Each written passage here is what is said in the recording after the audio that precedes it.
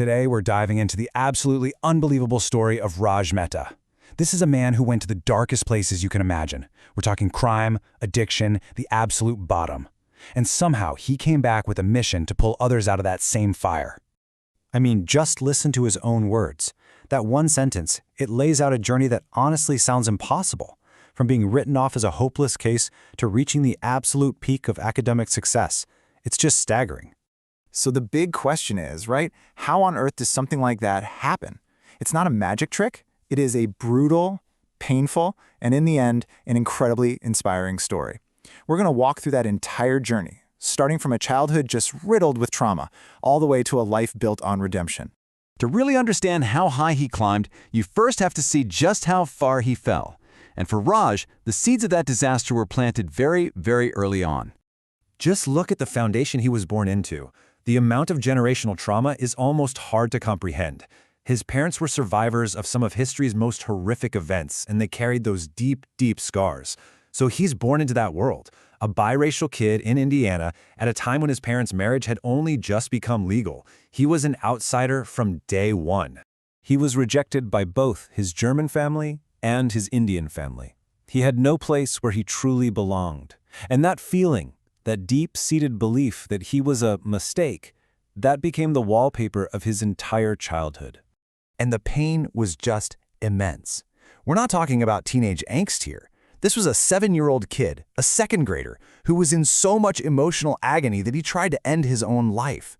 It's just a shocking look into what his reality was. And here's this bizarre contradiction that defined his youth. On the one hand, the kid was a genius. I mean, literally tested in the top 1%. But on the other hand, the world around him, even his own teachers, were looking at him and questioning if he even belonged. That constant clash between his potential and how people saw him just made him feel even more alone. So, when you don't feel like you belong in the normal world, what do? Well, you get pulled towards a world that will accept you. And for Raj, that was the criminal underworld.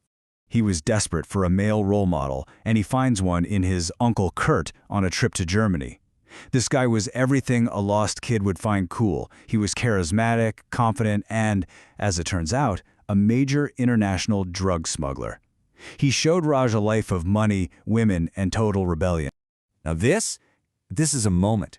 His uncle shoots up heroin right in front of him. His eyes roll back in his head, and then he looks at 13-year-old Raj and warns him away from it. But for a kid looking for an escape, that warning sounded more like an invitation.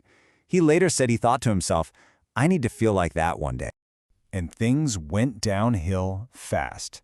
This wasn't some kid getting caught for shoplifting. This was a full-blown Hollywood-style arrest. Plainclothes cops, guns drawn, right at his bus stop in front of everyone he knew. His secret life was suddenly very, very public. You know, he wasn't even scared. He was just embarrassed and defiant. With guns pointed at him, his biggest concern was not getting his clothes wet. It just gives you this perfect snapshot of the mindset he had. Zero fear, total opposition to authority.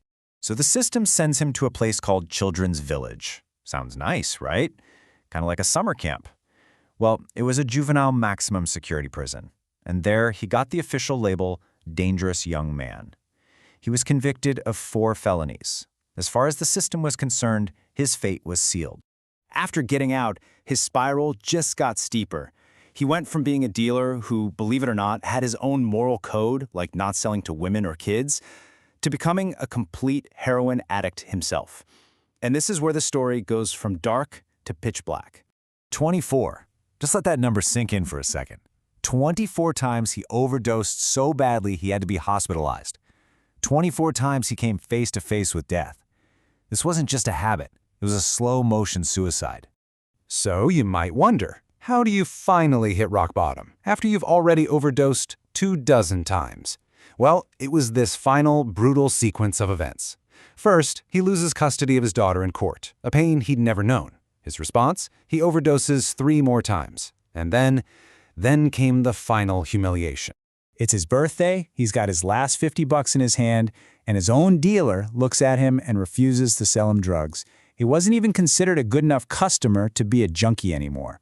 For a guy who had seen himself as a player in that world, hearing those 3 words, that was the end of the line. But you know, the great thing about hitting rock bottom is that it gives you a solid place to push off from. The day after his dealer cut him off, Raj Mehta decided he wanted to live. And that decision kicked off the single hardest fight of his life. He walks into detox sicker than he's ever been in his life, and he makes a choice. The doctors want to give him Suboxone to make the withdrawal easier. He says no. He decides that to truly get clean, he has to feel every agonizing second of the pain he caused himself.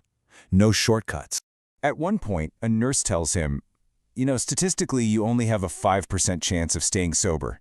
And his response is just classic Raj.